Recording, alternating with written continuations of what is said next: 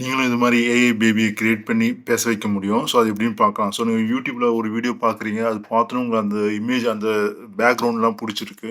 So, நீங்க அத create பண்ண ப்ராம்ப்ட் பண்ண வேணாம். நம்ம ரிவர்ஸா பண்ணலாம். அந்த ஸ்கிரீன்ஷாட் எடுத்துட்டு, அந்த ஸ்கிரீன்ஷாட் எடுத்து ChatGPT குடுத்து, எனக்கு இதே மாரி இமேஜ ரீகிரியேட் பண்ணணும். எனக்கு ட்ரெஸ்ஸும் பேர் மட்டும் மாத்தி குடு. மத்ததெல்லாம் பேக்ல இருக்கிற மாரி வரணும்.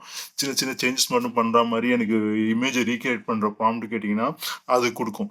ஸோ, அந்த ப்ராம்ப்ட் கிடைச்ச பிறகு அந்த ப்ராம்ப்ட்ட எடுத்துட்டு வந்து YouTubeல ஃப்ளோன்னு ஒரு ஆப்ஷன் இருக்கும். சாரி YouTubeல கிடையாது.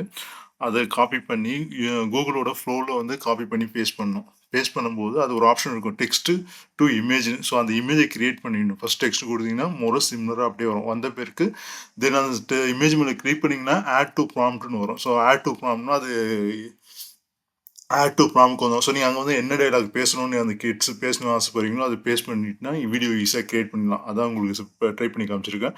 நீங்களும் ட்ரை பண்ணுங்க. இது ஈஸி. இந்த AI video AI baby video பேச வைக்கிறது ரொம்ப ஈஸி. சாப்பிட்டதுக்குலாம் யார் காசு கட்டுவா?